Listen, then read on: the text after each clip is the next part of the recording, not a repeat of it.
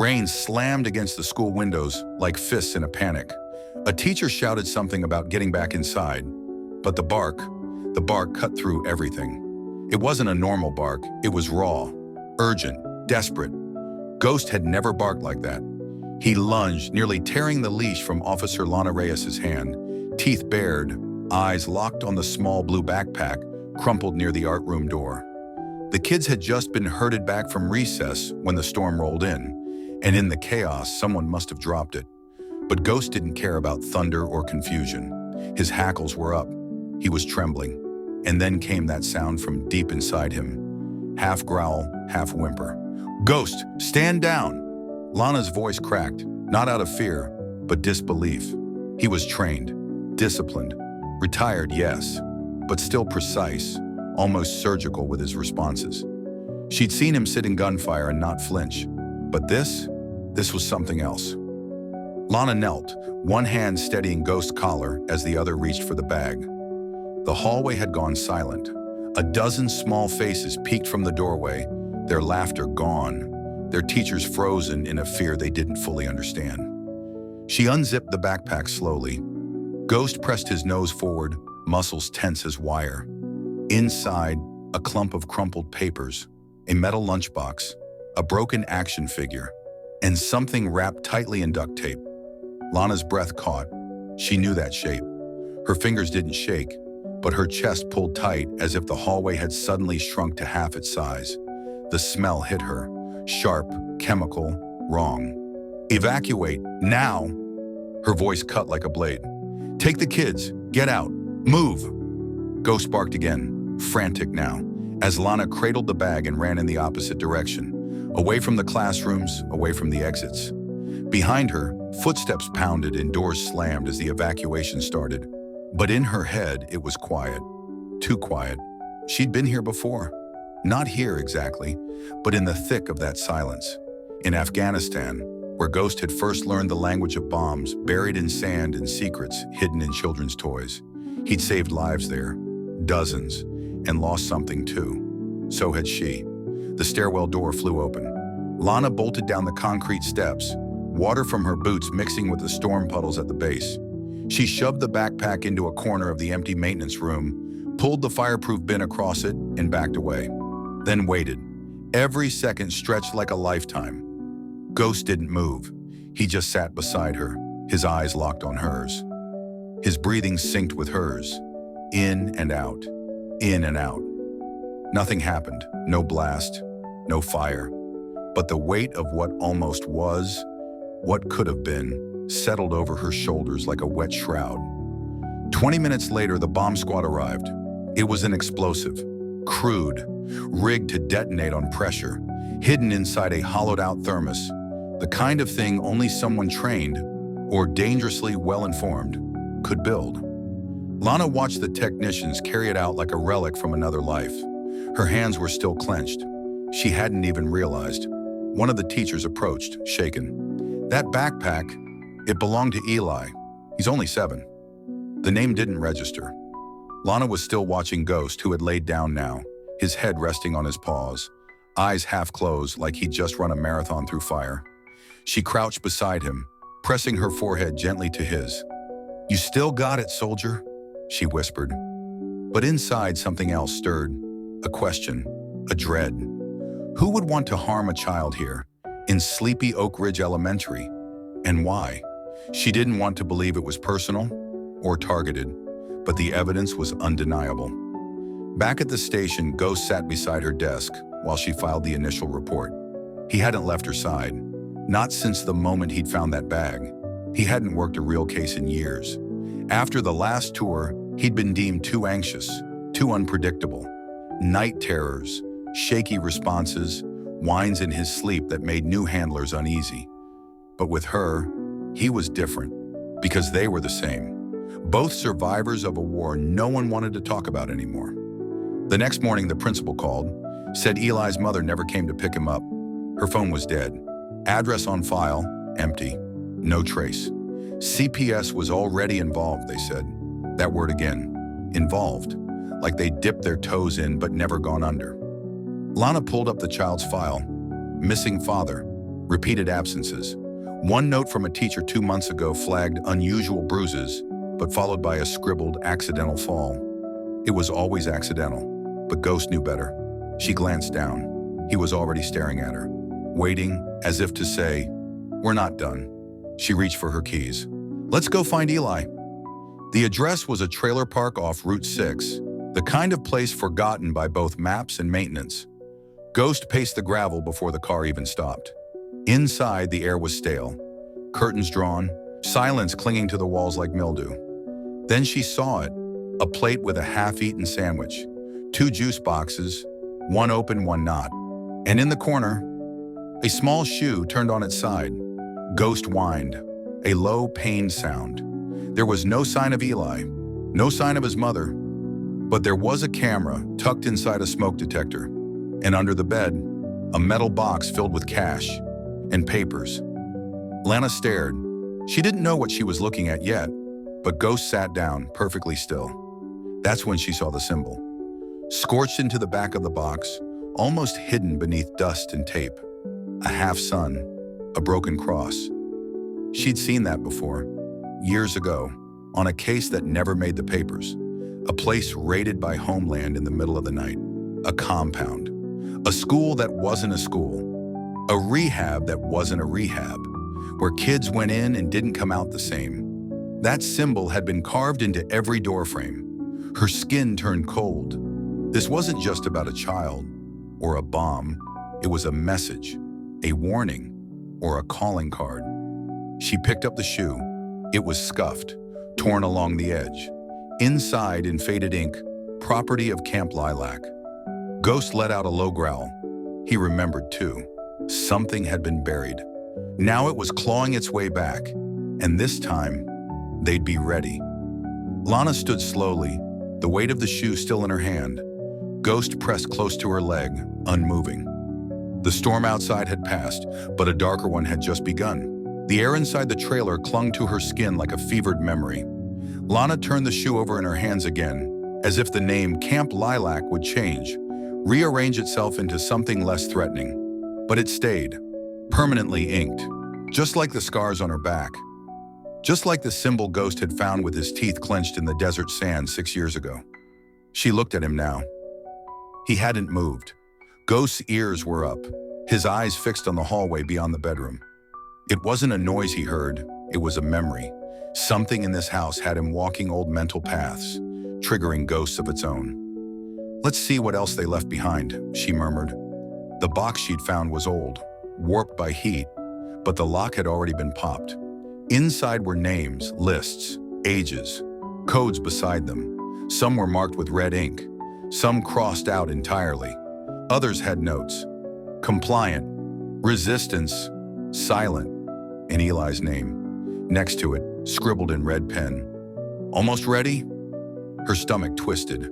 She stared down at the floor, trying to anchor herself. She counted the floorboards.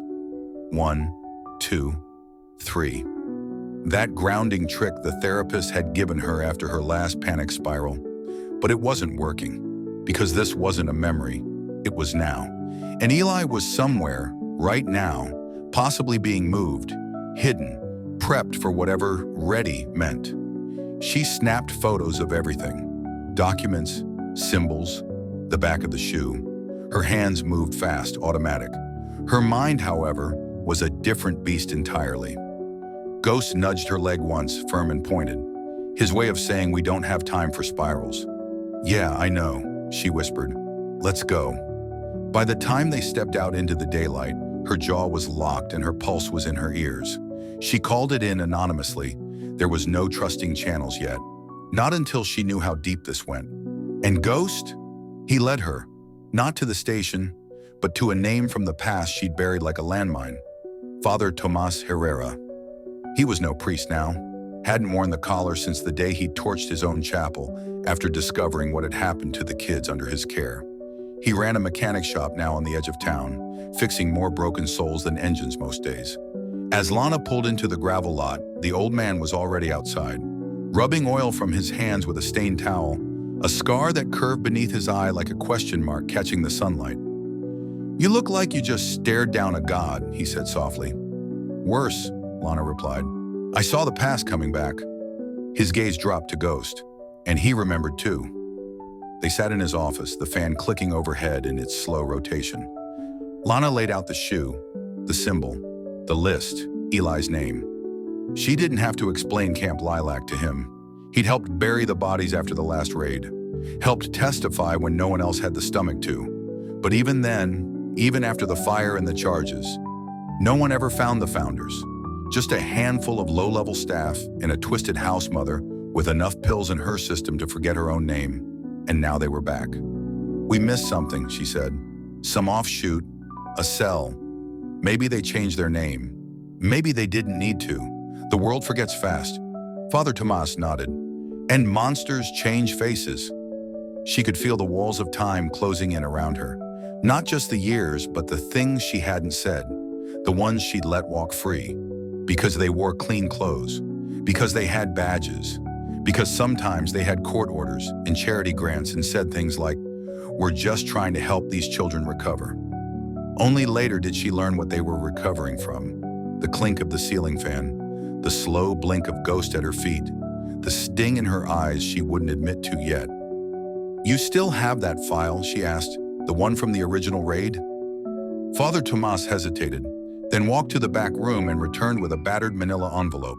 When he dropped it on the desk, it puffed a small cloud of dust into the air, like breathing the past. Inside, photos, surveillance notes, a staff roster, and near the bottom, a flyer, lilac-colored, torn at the edges scorched. Camp Lilac, where new beginnings blossom. The font was soft, flowery, the names weren't. Lana's finger landed on one, Kendra Vale, director, unaccounted for. Last seen 2017, the same name scribbled in small handwriting on the edge of Eli's note in the box. Ghost shifted beside her. His ears perked. He stared at the wall behind them, then whined. She turned. There, hanging among old car keys and calendars, was a map of the county. But Ghost wasn't looking at the map. He was looking at the reflection. In the reflection, you could just barely make out a flash of light. Movement across the street. A van. Black, no plates, and in the window, a small face, wide-eyed, pressed to glass, then gone. Lana didn't remember standing. Just the crash of the chair behind her and the sound of gravel tearing as she sprinted out the door. The van peeled away fast, too fast, but she caught the last 4 digits of the back bumper, scratched into the metal, barely visible unless you were looking. She was. Ghost was already barking, clawing at the passenger door. They took the back roads, intercepted just before the split to the freeway. The van slowed. Wrong move. Lana pulled in front, lights on, siren off. No need to announce what was already written in her eyes. 2 men, 1 driver, 1 in the back. Neither expected her. She moved like she'd been waiting a lifetime. The man in the back barely reached for the glove compartment before Ghost was through the side door. She didn't call him. Didn't have to. It was instinct now. Painful, precise instinct. The child was huddled behind crates. Not Eli, a girl, maybe 6, maybe younger, wearing pajamas and no shoes. She wouldn't speak. But when Ghost curled beside her, she didn't cry. Just buried her face in his fur like she'd known him in another life. And maybe she had. The driver was in cuffs. The other man bleeding from the forearm, muttering something about the garden and the last bloom. Lana's stomach dropped. Camp Lilac had never been a single place. It had always been a network, a root system growing in the dark. Now one of those roots had surfaced again. Back at the precinct, the girl was taken into protection. No ID, no name. But Lana found a slip of paper tucked in her pajama pocket. Drawn in pencil, a flower, half-bloomed, wilting on one side, and beneath it, the word, "Still waiting." Ghost pressed his nose against the window of the room where the girl slept now, curled tight with a blanket. He stayed there all night. Lana didn't sleep, because she knew Eli was still out there. And someone with ink-stained hands and a garden full of pain, was waiting for the next blossom to bloom. The storm had passed, but the silence it left behind wasn't peace. It was warning. Lana stood by the precinct window, eyes fixed on the horizon as the sun crawled over the trees like it was afraid to rise. Ghost was curled near the girl's room, one eye half open, ears twitching at every creak of the hallway. The child, now listed as Jane Doe number 274, hadn't spoken a word. Not to the medics, not to the social worker, not even when Lana knelt beside her and placed a bottle of apple juice in her hands. She only looked. Deep, ancient eyes in a 6-year-old body. The kind of look kids shouldn't know how to give. Lana knew that silence. It was the kind that didn't come from fear. It came from training, the kind taught, not born. She stepped into the room quietly, sliding a chair close, not facing the girl directly, just nearby. Presence, not pressure. "You're safe," she said softly. He made sure of it. She nodded toward Ghost. The girl glanced up, a flicker, tiny but there. Lana placed the drawing on the table, the flower, the words still waiting. She watched the girl's eyes trace it, then a whisper, so faint she almost missed it. "His name was Eli." Lana's chest tightened. "He's your brother?" The girl didn't answer, just looked away, lips pressed together, body rigid. But it was enough. Ghost lifted his head, stood, walked forward and laid down at the girl's feet, nose resting on her toes. She reached down slowly, hesitantly, and touched his fur. Just like that, the smallest crack opened in the wall around her. Later that morning, Lana sat across from the driver, Marcus Doyle, late 30s, no priors, no IDs in the van, no trace of his prints in the federal system, which meant he was either a ghost or protected. She didn't say a word for a long time. Let the silence work like acid. He tried to smile, that kind of performative calm that cracked when the light hit it right. "I want a lawyer." "You'll get one." Another beat. "I didn't hurt anyone." "No," she said, voice flat. "But you delivered someone, and that's worse." He didn't flinch, but his fingers twitched against the table. "You have no idea what you're walking into," she said, leaning forward. "Camp Lilac isn't just a place. It's a system. It was built on silence, compliance, and money. But it leaves marks. On skin, on memory." Ghost stood beside her now, watching, not growling, just watching. The man looked at the dog, looked back at her. Then he said it. "They're calling it the last bloom." The words were quiet, but they sucked the air from the room. She'd heard it once before.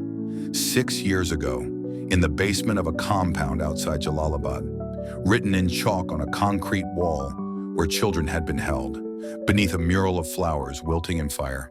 "You're lying," she whispered, but she knew he wasn't. "They're accelerating," he said. "Moving sites, shutting down loose ends. The boy, Eli, he was scheduled for transfer in 2 days." "Transfer to where?" The man smiled. It wasn't triumph, it was surrender. "They don't tell us where, only who, and when." She stood so fast the chair screeched backward. Ghost was already moving. By that evening, Lana was back in the trailer with Father Tomas, scanning the old documents again. They were full of names, aliases, call signs, locations with no coordinates. Just words like harvest room and pedal ward. It sounded like poetry if you didn't know better. Sounded like horror when you did. One folder, half burned, rescued from the fire, contained photos of children, some redacted, others lost, some marked delivered, some rejected. Ghost let out a low, continuous growl that grew from his chest like a slow storm. Lana felt it too.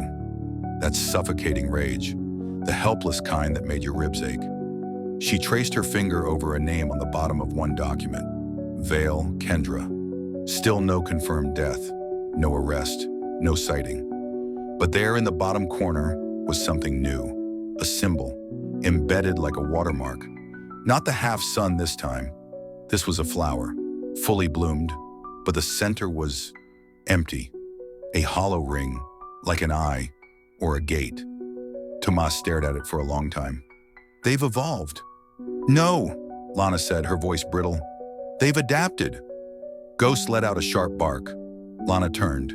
He was facing the hallway, tail low, body stiff. Then came the knock. 3 slow raps, No one ever knocked like that unless they wanted time to be heard. She opened the door to a woman in a gray windbreaker, late 50s, sun-worn face, sharp eyes.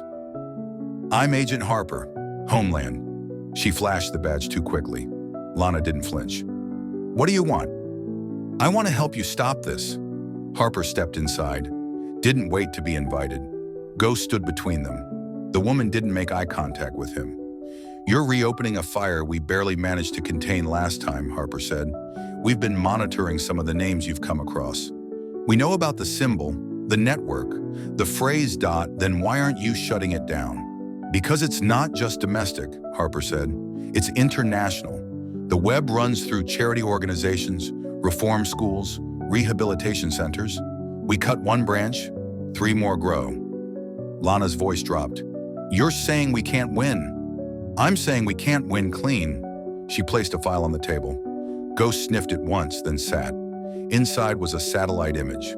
A compound, remote, barbed wire, greenhouses, no visible signage. But in the corner, a small building with the word Bloomfield painted on the side. Harper leaned in. "That's where they're growing them now." "Growing? Kids, reprogrammed, erased, broken down and rebuilt.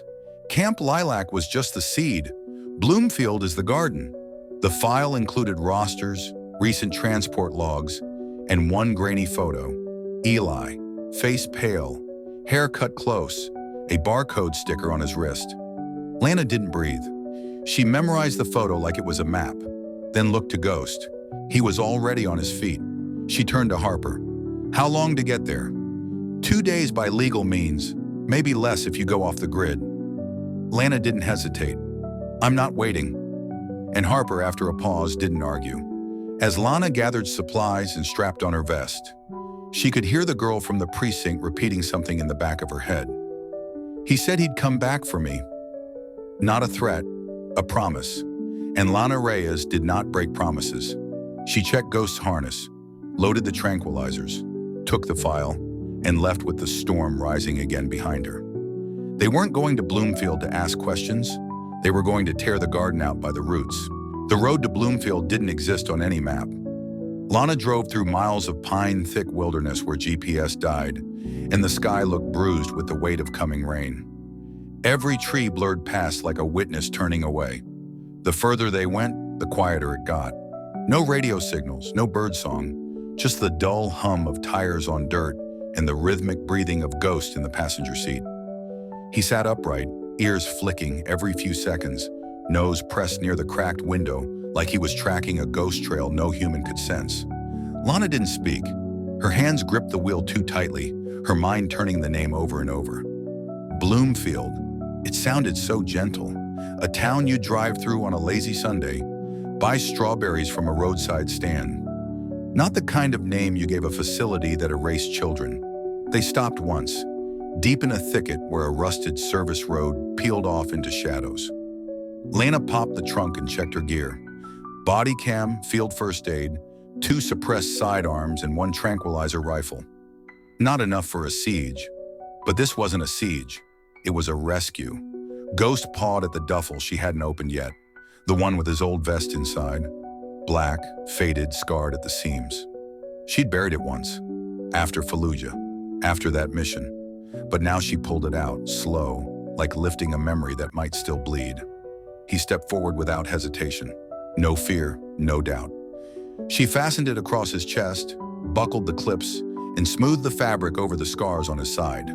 He looked up at her once, quiet, steady, and she saw something she hadn't seen in herself for a long time. Purpose, not revenge, not rage, something higher. By sundown, they reached the outer edge of Bloomfield. It didn't look like a compound, not at first. A long gravel drive curved between rows of wildflowers, actual flowers, planted in neat beds. An old farmhouse at the center, barn to the left, greenhouses behind. It looked like a therapeutic retreat, soothing, serene. But Lana knew how to read shadows, and this place had too many of them. They parked just beyond the tree line, went the rest of the way on foot. Ghost led. They moved through tall grass and thick brush, every step deliberate. Lana crouched behind an old fence and peered through binoculars. There were children in the yard, maybe a dozen, all in plain clothes, no fences, no guards visible. But there was no laughter, no noise at all. The kids walked in silent lines, heads down, hands at their sides. Not one looked up when the wind knocked a chime loose from the porch. Ghost whined, low, deep. It wasn't fear, it was mourning. Lana followed his gaze, toward a small detached building near the greenhouses. Pale blue siding, curtains drawn tight, no signs. Just a black flower carved into the wood above the door. The same symbol from the file, the hollow bloom. She started circling wide, keeping to cover, eyes scanning for movement. Then, there. A man stepped out from the rear door of the barn, sunglasses, earpiece, civilian clothing, but the way he moved, military, efficient, trained. He wasn't here to garden. Lana watched three others move in unison toward the side building. Two carried small black crates, one had a clipboard. They weren't watching the kids, they were cataloging them. She moved closer, slipping between trees, using every trick Ghost had ever taught her about silence. Her breath slowed, her pulse evened out. She was 10 again, hiding behind her father's shed, holding a wooden bat and waiting for the shouting to stop. She was 22, crawling through dust in Kandahar, her arm broken, lips cracked, praying her spotter wouldn't bleed out. She was now the woman who no longer asked permission to do what was right. Near the corner of the shed, Ghost froze, nose high. Then he lunged toward a small vent near the base of the building, sniffing hard. Lana crouched, slid closer, pressed her ear to the metal slats. Voices inside. "You said 4 were scheduled." "We had a late arrival. Number 5's the brother." A pause. "The one from the van?" "Yeah, he's resisting. Not verbal, but non-compliant." Then the sound of something scraping. A chair, a tray. "I want him prepped for silence by morning." That word again. Silence. Lana felt her throat burn. Ghost let out a tiny bark. Just one. She looked down, and there under the vent was a strip of cloth. Torn, stuffed into the dirt, faintly blue with little stars printed on it. A child's shirt, and written inside the collar in faded Sharpie, Eli. She nearly choked on air. He was here, alive. The mission changed in an instant. She signaled Ghost to heel, doubled back through the brush, and approached the facility from the south where a row of planters provided cover. Her heart pounded now, but not from panic. It was like fire in her veins. Righteous, raw, she whispered under her breath. "No one takes him from her, not while I breathe." They breached the greenhouse first, empty. Just hydroponic setups and stage photo props. Fake art stations, a row of colored pencils still in plastic, all a front. The real work happened underground. Lana could feel it. Then a sound. Footsteps. Fast. A child. Running from the main house. She ducked, pressed her back to the wall, and peered around the corner. The girl from the station, the one who had sat silent for 2 days. She was here. But how? No, it wasn't her. Same eyes, same face, but younger. A photo come to life. It was her, but in the past. Lana blinked hard. A boy followed her, small, gangly, with the same high cheekbones. A laugh, half swallowed, escaped his mouth. "Come on, slowpoke!" Then they were gone. The vision faded like smoke. Lana stumbled, hand braced against the wall. What the hell was this place? Memory didn't live in walls like that unless the trauma had soaked in deep. Ghost nudged her, grounded her. Focus. Back to now. She slipped behind the house, reached a locked hatch beneath the porch. Keypad. Rusted, but active. She typed the only number that mattered. The girl's case file. Click. Open. Stairs led down into black. She drew her weapon. Nodded at Ghost. He descended first. The air smelled of bleach and metal. Flickering lights revealed narrow halls, rooms with thick glass, beds with straps, toys set neatly on shelves, cameras in every corner, and from somewhere ahead, a cry, sharp, choked, Eli. She sprinted now, Ghost at her heels, the sound growing louder, closer, until they reached it. A room labeled Petal Wing B, and behind the glass, Eli, strapped to a table, awake, terrified. a machine humming nearby. Lana fired once, shattered the lock, rushed inside. He flinched, eyes wide. "I'm with your sister," she said breathlessly. "You're going home." But before she could release the final strap, the intercom crackled to life. "You shouldn't have come alone." Lana froze. That voice, it wasn't Marcus. It wasn't Harper. It was her, Vale, alive and watching. The room felt deathly still. Even the humming machine seemed to fade under the weight of that voice. "You always had a habit of walking into rooms you weren't invited to," Vale said, her tone calm, too calm. "I warned you, Lana. You just didn't want to listen." Lana stood between Eli and the door, her body instinctively shifting into a shield. Her hands trembled, but not from fear. It was rage now, a cold, concentrated kind that started in her chest and spread like ice in her veins. "You're dead," she whispered, not to Vale, but to the ghost of memory still curled up inside her chest. "I buried you at that compound. You bled out in front of me." A soft chuckle echoed from the speaker. "Isn't that the problem with memory, Lana? You only remember the part you survived." The speaker clicked off, then silence, but only for a moment. Because then, footsteps, not one pair, many, closing in. Lana spun, ripped the remaining strap off Eli's arm. "Can you run?" His eyes were glassy, dazed, but he nodded. "Stay behind Ghost," she said. "Do what he does, no matter what." Ghost stepped forward as if he understood every word. His stance shifted, alert, protective, coiled like a loaded spring. He stood between Eli and the door, teeth just slightly bared. Then the lights cut out. A buzzing alarm flared, red strobes flashing in mechanical pulses. The hallway beyond the door lit up like a horror show. Intermittent glows revealing silhouettes, movement, shadows of people converging from every angle. She grabbed Eli's hand, flung the door open, and bolted. Gun in one hand, flashlight in the other, she led them down a corridor she'd barely mapped in her head. Left, then right. Ghost stayed ahead, navigating with uncanny instinct. A voice barked from behind. "Stop them!" Footsteps thundered. A door up ahead. Lana kicked it open, slammed it shut behind them, bolted it with a metal bar. They were in what looked like an old intake room, abandoned files on clipboards, faded motivational posters peeling from walls. A sticker on the door, "Every child a bloom." Sick irony. She dropped to her knees and cupped Eli's face. "Are you hurt?" He blinked at her. Where's Anna?" Lana's chest caved inward for a second. "She's safe," she whispered. "She's the one who told us about you." His lip quivered. His little fingers reached out, not for her, but for Ghost. The dog stepped closer, nose gently nudging the boy's arm. "Good boy," Eli whispered. Then his knees buckled and Lana caught him just in time. He wasn't unconscious, just exhausted, drugged maybe, or sleep-starved. She eased him onto a cot in the corner. The lock on the door clicked once, then again. They were trying to override it.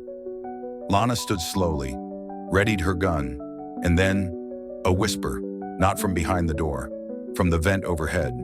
"Psst!" She froze. The grate slid open and a small face appeared. Dirt-smudged, eyes wide. A girl, maybe 12, face pale but calm. "Are you the one Anna sent?" Lana blinked. "How do you know Anna?" "She escaped, but she sent you, right?" The girl didn't wait. "Follow me if you want out. The locks on this wing, they only look manual. Everything's controlled from the flower room." "The what?" "No time, come now. They'll gas this hallway if you don't." The girl slid out of the vent like she'd done it 100 times. She moved fast, barefoot, clutching a small flashlight and a key card. Lana hesitated, then grabbed Eli, cradled him in her arms and motioned for Ghost to follow. The girl led them through a duct system that felt too narrow for hope. Every few feet they had to stop and listen. Voices beneath, footsteps pacing. The smell of disinfectant and cold metal clung to everything. They finally dropped into what looked like a forgotten storage corridor. The girl turned to Lana, her voice a hoarse whisper. "My name's Marin. I was in Bloomfield for 3 years. They move kids through here, quick. By the time anyone starts asking questions, were already transferred. Transferred to where? Lana asked, her voice barely hiding the horror. Maren shook her head. Some don't come back. Some come back and they're not the same. She pointed toward a sealed hatch at the far end of the hall. That leads to the flower room. It's a lab. They test compliance drugs, memory stuff. Mostly they want the kids quiet, obedient. But some of us fight it off. Lana felt like the ground under her was crumbling. She had seen war zones, genocide, black sites. But this was a machine built to erase people before they ever had a chance to exist. Why help us? Lana asked. Maren looked her in the eye. Because Anna believed you'd come, and because Eli, he protected us. Lana turned to the boy sleeping in her arms. Even now his fists were curled, jaw tight. He took the punishment when they tried to make us fight each other, Maren said softly. He wouldn't hurt anyone. They strapped him down more than the others, called him defective. Lana's vision blurred. Defective. They used that word for Ghost once too, after he wouldn't bite the child holding a bomb. Turns out it wasn't defect, it was defiance. She set Eli gently against the wall, then loaded a fresh mag into her sidearm. How many kids are here? 17 last count. Then we're not leaving with just one. Maren's expression shifted, from relief to resolve. You'll need help, she said, and without waiting for permission, she turned and disappeared down the hall again, barefoot steps soundless as a prayer. Lana lifted her comms device, old tech, analog backup, a crackle. Base, this is Morrow. I've got live hostages, evidence of systemic abuse, and a location that needs a warrant yesterday. No response, no signal. Of course not. They were on their own. Again. But Lana didn't waver. She looked down at Eli, then at Ghost, then forward, toward the flower room, the place where obedience was manufactured and souls were stitched shut. She whispered under her breath, for Anna, for Eli, for every name they tried to erase. And then she moved, toward the darkness, toward the fight, toward redemption. The hallway to the flower room felt like it had no end. Narrow, suffocating, lit only by a series of flickering emergency strips embedded in the baseboards. The red lights cast the walls in pulses of blood and shadow. Every few feet, Lana would hear a distant metallic click, like a door locking far away, or unlocking close by. Maren led the way with surgical precision. She didn't walk like a child. She moved like someone who'd spent too long learning to survive in places built to erase softness. Every step she took was calculated. Every turn she made had purpose. Ghost stayed close to Eli, nuzzling the boy whenever he whimpered in his sleep, even while unconscious. Somehow he knew which nightmares were the kind you couldn't shake off even in waking. Lana watched him protect that boy the same way he once protected her, back when she was the soldier with nothing left but orders and ghosts. She tightened the grip on her weapon, not from fear, from focus. Every corner of this place reeked of cruelty dressed as care. Posters on the walls showed watercolor daisies and smiling cartoon bees peeling around the edges. Beneath one was etched a message in childlike handwriting, half erased but still legible in the flickering light. If you forget your name, the silence will keep you safe. Lana's stomach turned. At the end of the hall, they reached the final security door. No windows. Just a steel plate embedded in concrete with a biometric scanner glowing faintly green. Maren stopped and pulled a small locket from under her shirt. Inside was a chip. It belonged to Dr. Elric. He was, one of the kinder ones, before they made him disappear. She pressed the chip to the scanner. A quiet beep. Then the door hissed, opened, and the scent hit Lana first. Sterile, burned plastic, and lavender. They used it to mask everything else. The stench of chemicals, bleach, fear. Her skin crawled with the memories of clean rooms that killed gently.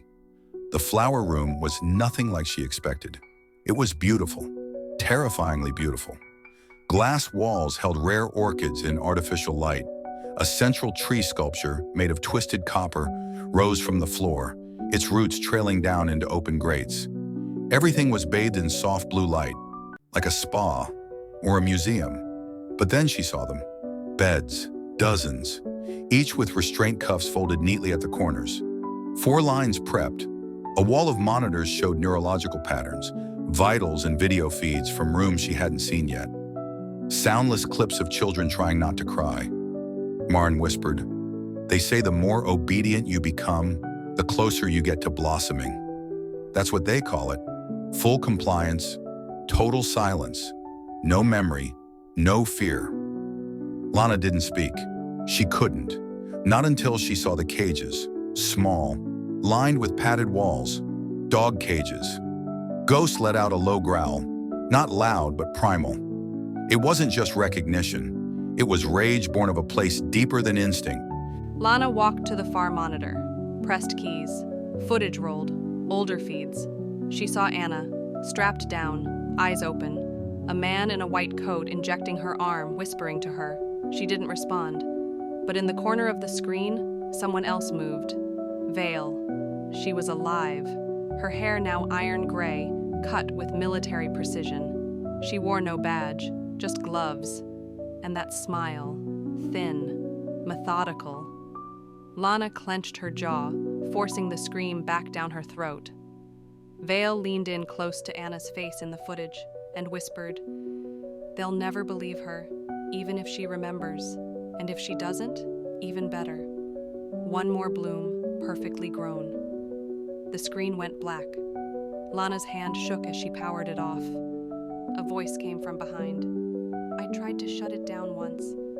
Lana spun, gun raised, but it was Marcus, unarmed, breathing hard, face pale. "I swear," he said, raising his hands. "I didn't know how deep it went. I just moved files. I didn't see the rooms. I didn't know about the flower room until last month." Lana didn't lower the weapon. "You let them take Eli," she said, cold and low. "You let a girl scream on a school floor while you watched." He hesitated. "They said it was therapy, that she was a risk, that the dog was malfunctioning." Ghost stepped forward with a low rumble, lips peeled back. The air thickened between them. Marcus dropped to his knees. "I'm not here to fight. I came to stop them. I copied the database. Every video, every report. It's on a drive in my pocket." Lana snatched it, eyes locked to his. "What made you turn?" she asked. Marcus didn't look up. "Because my niece came here." Silence. He reached slowly into his coat and pulled out a photo. A girl. Freckles. Gap-toothed grin. "She misbehaved at her school. They told my sister she needed behavioral correction. Now she doesn't even remember her favorite color. She just says, 'I am safe. I am calm. I am grateful.' Like a prayer or a program." Lana lowered the gun, slightly. The sound of boots echoed from the far hallway. A new squad. Not guards, tactical. Vale was sending her best. Marcus stood slowly. "I can open the exit, but it's across the courtyard. You'll have to go through the staff dorms to get there." "Too many variables," Lana muttered. Maren stepped forward. "Then let me lead the other kids. I know how to move them through the ventilation shafts. We'll meet you at the greenhouse. You just get Eli out." Ghost barked once, sharp, urgent. Lana looked down. Eli was awake, pale, weak, but his eyes were locked on hers. "I heard her," he whispered. "The woman on the speaker." Lana brushed his hair back. "I know, she can't hurt you anymore." But he shook his head. "She said, she remembers you." Lana's breath caught. "She said she still dreams about the well, about the day she bled out." Eli's tiny hand gripped hers. "She said you left her behind." For a second the world tilted, years peeled back, to the mission, the fire, the shot. Vale crawling toward her in the dirt, blood gushing from her leg. "Leave me," she had screamed, and Lana had. She thought Vale wanted it, but what if that scream hadn't been surrender? What if it had been bait? Her own mind spiraled, fast, cold. But then Ghost barked again, louder this time. Focus. Eli, Maren, the 17th. Vale would have to wait. Lana straightened. "We move now." She turned to Marcus. "You have One shot at redemption. Don't waste it. He nodded, then ran. Marin slipped into the vent. Ghost took point, and Lana lifted Eli into her arms, pressing her forehead to his. "You're not a mistake," she whispered. "You're not broken." He didn't reply, but he didn't look away either. Together, they moved, out of the flower room and into the fire. Smoke curled from somewhere distant, curling under door frames like it had a mind of its own. Sirens wailed once, then cut short. The overhead lights flickered again, casting the hallway into a strobe-lit nightmare. It was the sound of a system dying, thrashing in its final minutes. Lana ran. Eli pressed tightly against her chest, his arms looped weakly around her neck. Ghost was a shadow beside her, silent but always 2 steps ahead, checking corners, sensing danger before it had a shape. Her boots pounded the linoleum floors as they moved through the abandoned dormitory wing. It was all so pristine on the surface. Beds made, slippers placed neatly, soft children's music piped through unseen speakers. But it was the silence between notes that betrayed the truth. The kind of quiet that came not from peace, but from erasure. Ghost stopped suddenly at a turn. Lana halted, crouching instinctively. Then she heard it too. Footsteps, but not boots, bare feet, software, light, hesitant. And then, a boy appeared, no older than 8, dressed in plain white scrubs, hands at his sides, face blank. He stared at Lana, then at Eli, and then, in a voice void of inflection, "You shouldn't be here. The garden doesn't like disobedience." Ghost growled low. The boy didn't flinch. "Are you alone?" Lana asked carefully, shifting Eli's weight. The boy blinked, and then 3 more children stepped out from behind the corridor, all of them in the same sterile white, all of them smiling. But it wasn't joy, it was programming. They advanced slowly, in eerie unison. Lana backed up, whispered to Ghost, "Guard, don't harm." Ghost blocked the hallway as Lana turned, looking for a side exit, anything. But this part of the building was sealed tight. She gritted her teeth and set Eli down gently behind a desk. He reached out, tugged her sleeve. "Don't hurt them," he said, his voice barely audible. "I won't," she promised, "but I won't let them take you either." The kids reached the end of the hall and simply stopped. The one in front, the boy, spoke again. "She says you're dangerous, that you left her to die." Lana felt something tighten in her chest. They were speaking in unison, number through him, Vale. "She says your guilt will bury you, and your dog too." Lana stood tall. "She's afraid." That made them pause. "She always was," Lana said louder, stepping toward them, placing herself directly between the children and Eli. "Even when she was bleeding out in that field, she wasn't angry. She was afraid. Afraid that I'd leave her behind, and afraid that if I didn't, she'd have to face what we'd done." The boy's hands shook. A glitch. Something broke through the mask. Lana dropped to one knee, speaking not like a soldier, but like someone reaching through the dark. "You don't have to follow her, not anymore. You're not roots in her garden. You're not weeds. You're not broken."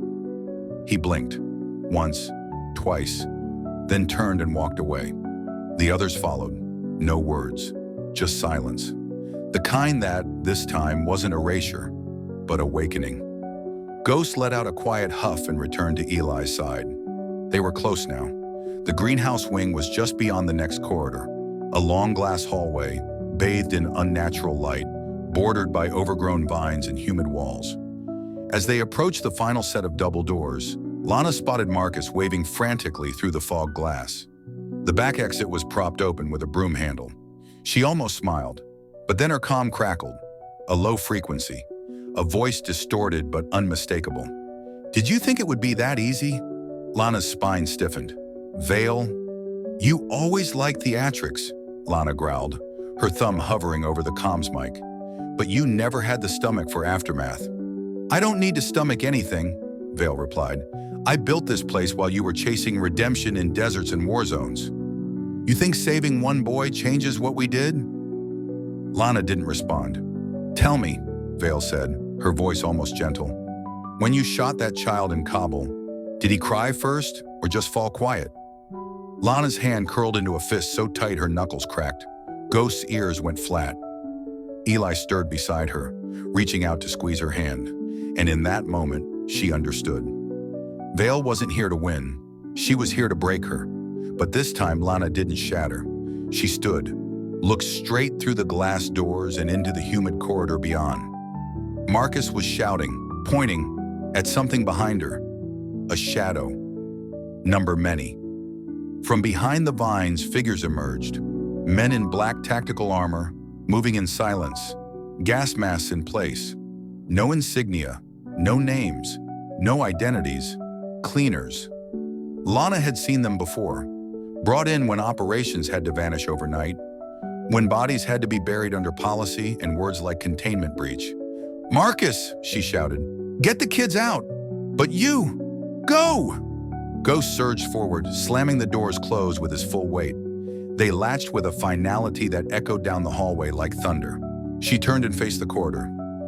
Eli beside her, Ghost ahead, and Lana in the middle. A perfect triangle of defiance. "They'll come for you," she said softly to Eli. "I know," he replied, "but not alone anymore." Lana handed him her dog tags. "These belong to someone I lost," she said. "Someone who tried to build something broken. I wear them to remember why I fight." Eli clutched them like a lifeline. Outside the greenhouse doors, Marcus ushered a stream of children through the fogged exit, Marin leading them with her flashlight held high like a torch. The last girl looked back and locked eyes with Lana. Then she was gone. Lana took a breath, stepped into the corridor, and faced the shadows. Ghost snarled. The lights flickered, and Vale's voice whispered once more, "Let's finish what we started." Lana smiled. "No." She raised her weapon, heart steady. "We finish what you started." Then the world erupted into fire, glass, and fury. The air exploded with the sound of glass shattering. Not the soft, slow break of a window under stress, but the sudden, violent crack of a barrier giving way to chaos. Lana's body surged into motion as the greenhouse doors disintegrated into shards and dust, like a scene in one of the old war films she used to watch to forget. Ghost was already in front of her, darting toward the shadowed forms emerging from the fog. They were fast, silent, but Ghost was faster. He collided with the first man, claws sinking into Kevlar, teeth snapping inches from his throat. The impact of the dog's assault sent the man sprawling back, and Ghost lunged again, this time forcing him to the ground, jaws clamping shut around the collar of his suit. Lana didn't flinch. She didn't hesitate. The tactical team had barely made it halfway through the broken glass when she fired. The shot rang out, louder than the echo of the explosion, piercing the silence of the greenhouse and hitting the man nearest her in the shoulder. He went down with a grunt, dropping his weapon, but the others didn't slow. They were trained. They were prepared. A blur of motion passed by her. Marin, her eyes wide but focused, leading the children through the exit. Lana's heart twisted as one child, barely 8, pulled away and ran toward her. But the look on the boy's face wasn't fear. It was something far worse. It was trust. "Get to the exit," Lana barked, her voice hoarse. The boy paused, looked at her again, and then bolted in the opposite direction, following the rest of the children into the mist beyond the greenhouse. Lana had no time to wonder if she'd made the right choice. The air was thick with gunfire now, and she had to move. The next man was right there, inches from her. He swung his fist, catching her jaw, knocking her back. The impact was sharp, the metallic taste of blood flooding her mouth as she stumbled. But she wasn't about to lose her footing. Not again. Lana dropped low, just in time to avoid the follow-up strike. Her knee slammed into the man's gut, and she spun, the motion fluid, taking him off his feet. The gun she'd been holding snapped up, catching his wrist mid-swing, forcing his hand to drop the weapon. She could feel it then, the tremor in her fingers, the weight of every decision she had made since this hell started. But she buried it. Not yet.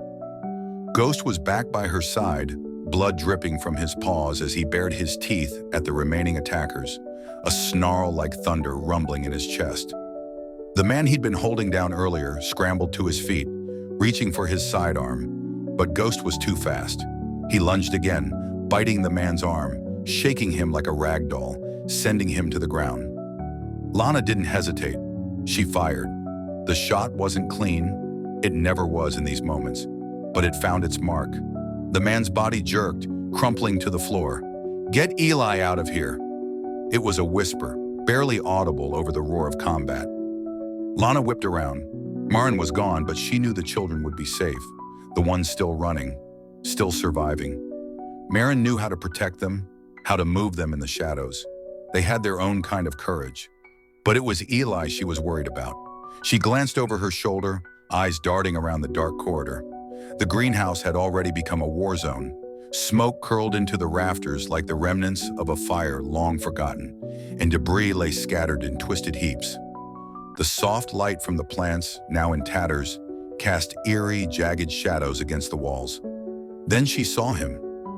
Eli crouched low behind a crate, clutching her dog tags tightly in his hand. For a split second, her heart stopped. But it wasn't fear. It was guilt. It was all the moments she thought she had left him behind. And now here he was, alone in the darkness, like a part of her she'd abandoned long ago. He was waiting for her to move. He always had been. Lana motioned for him to stay low and slowly began to make her way toward him. But another figure stepped into the doorway, this time one she knew all too well. Vale. Her eyes gleamed with something dark, something that wasn't quite triumph, but something very close. "You think you can escape me?" Vale's voice was like ice, smooth but sharp. Lana's breath hitched, but she didn't lower her gun. "You want me to escape?" Lana said, her voice shaking slightly but still firm. "Because if I don't, then you know what happens next." Vale didn't answer right away. She just stared, those empty, cold eyes surveying her. The moment stretched thin, as though the world was holding its breath. "I always wanted to see how long you'd last," Vale said, her smile growing. "How long you could hold on to this idea that you could save everyone. Save yourself." Lana's grip tightened on the gun, but she didn't raise it. "You don't understand," she said, her voice steady now. "I never wanted to save anyone. I just wanted to make sure they didn't die alone." And then she moved. Ghost surged forward in one smooth motion, faster than the eye could follow. The world seemed to slow as he collided with Vale, knocking her back into the shelving. The force of the impact sent metal crates flying, crashing to the floor. Vale's arm shot out, but Ghost caught it midair, his teeth sinking into her sleeve. Lana didn't wait. She was already moving, taking advantage of the opening, running toward Eli. Vale screamed, a high-pitched, animalistic sound that reverberated through the greenhouse like a cry of betrayal. But Lana didn't stop. She reached Eli, swept him up, and kept moving. Faster now, through the growing fog, through the chaos, with only one thing in mind: escape. The first explosion came a moment later, a burst of light from the other side of the greenhouse. Then a second. The entire building shook. Lana didn't look back. She couldn't. Her only focus was the exit. Ghost stayed close. They could still make it. They would make it. The sound of the building groaning as it collapsed in on itself filled her ears. And Lana knew that, whatever happened next, it was the beginning of something, not the end.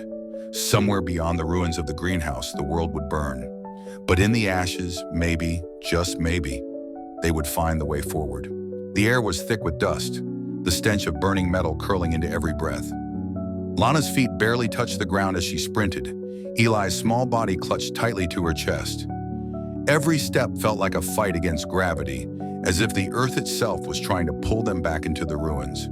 Behind them, the greenhouse was collapsing, the sounds of its destruction echoing through the hollow night like an angry animal wailing in pain. The explosions had triggered a chain reaction, an unstoppable force of fire, smoke, and debris. The structure groaned like it was alive, struggling to hold its form, but slowly giving in to the weight of what had been done within its walls. Ghost was ahead, his silhouette a constant motion of strength and precision. He was more than a dog now. He was a warning, a promise. He was the last thing standing between them and whatever chaos awaited them outside. Lana's pulse thudded in her ears, matching the rhythm of her footsteps. Her legs were burning, exhaustion pulling at her from all sides, but she couldn't stop. Not yet. not when they were so close. "Stay with me, Eli," she whispered, her voice trembling but resolute. Eli clung to her, his face pale but determined. He nodded, but there was a flicker of uncertainty in his eyes, like he wasn't sure if he believed in escape anymore. It made Lana's heart ache. "Don't worry, we'll make it out," she said, more for herself than for him. But deep down, she knew there was no guarantee, no promises in this world, not anymore. The night air was colder now, and as they neared the edge of the property, Lana saw the faint outline of a vehicle.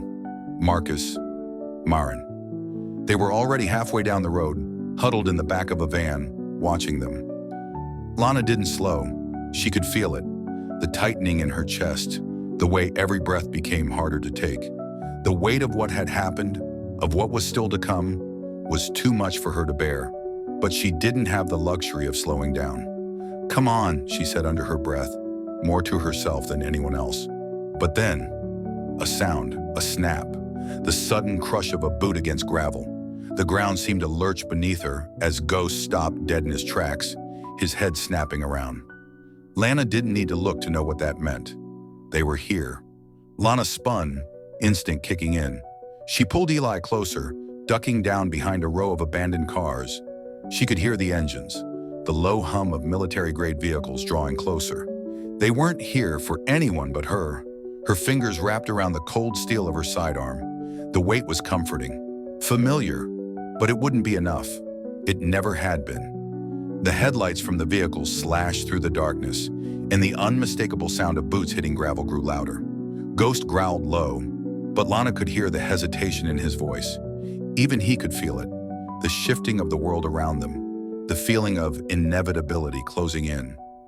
Then from the corner of her eye, she saw it, a figure stepping from the shadows, familiar, yet out of place. Vale. Her silhouette was framed by the headlights, casting her in an almost angelic glow, as though she were standing in the center of this madness by design and not by happenstance. The chaos had been her plan from the start. Lana's breath caught in her throat, and she felt a sudden coldness settle in her chest. This wasn't over. Vale's eyes locked onto Lana's, that cruel, knowing smile still painted on her face. But this time, there was something else there too. A spark of something, an emotion that wasn't quite hate, but something darker, more desperate. "You don't get to walk away from this, Lana," Vale said, her voice sharp, cutting through the tension. Lana's grip on her weapon tightened, her body instinctively positioning itself between Eli and Vale. "I didn't walk away," Lana said, the words slipping out before she could stop them. "I ran toward it." Vale tilted her head slightly like she was hearing the words for the first time. "That's what you never understood, Lana," Vale continued, her voice low. "It's never been about redemption. You can't fix everything. You can't save everyone."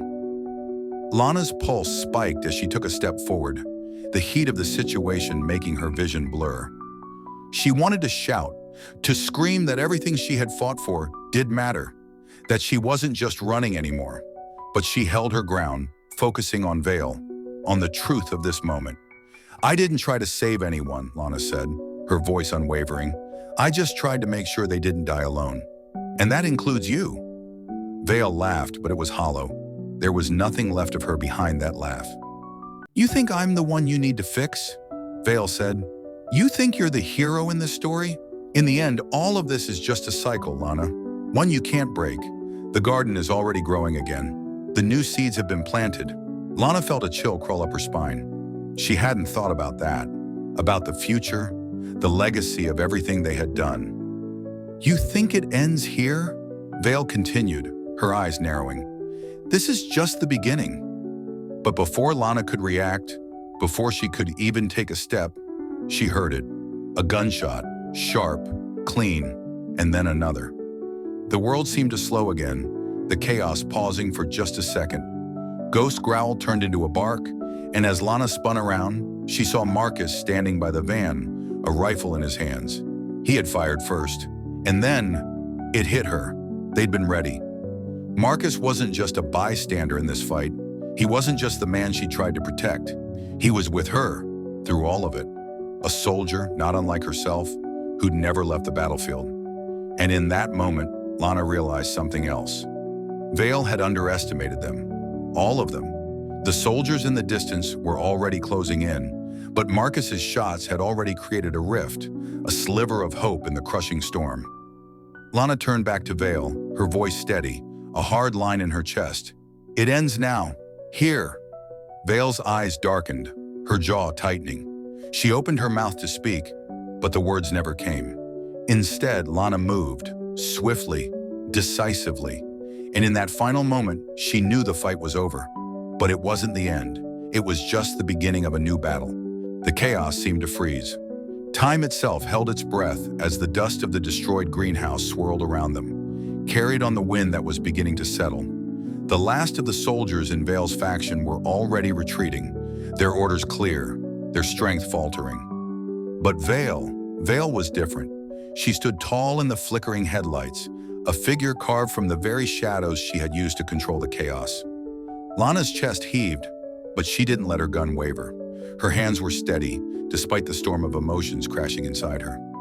Behind her, Eli was still pressed against her back, clinging to the security she'd promised him. His small fingers dug into her jacket as if he were trying to anchor himself in a world that had been torn apart.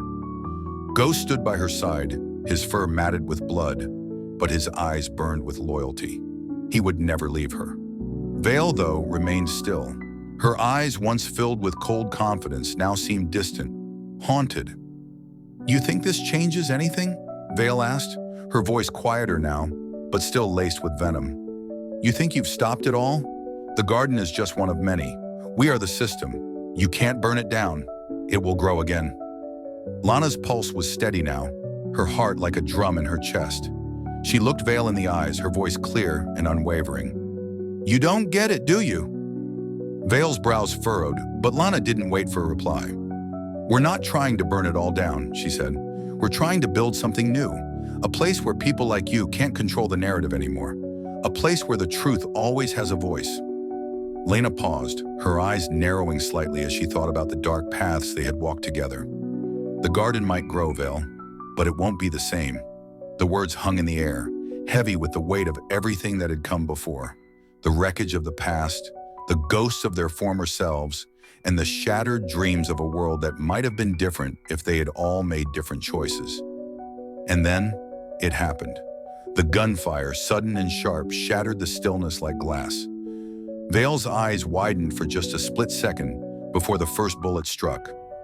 Her body jerked backward, her mouth opening in a soundless gasp. And then, like a storm finally reaching its peak, Vale collapsed to the ground, her grip on the weapon she had carried for so long loosening. It was Marcus, the unmistakable glint of the rifle's barrel still visible in his hands. Lana didn't move. She didn't flinch. The battle was over, but the aftermath was only just beginning.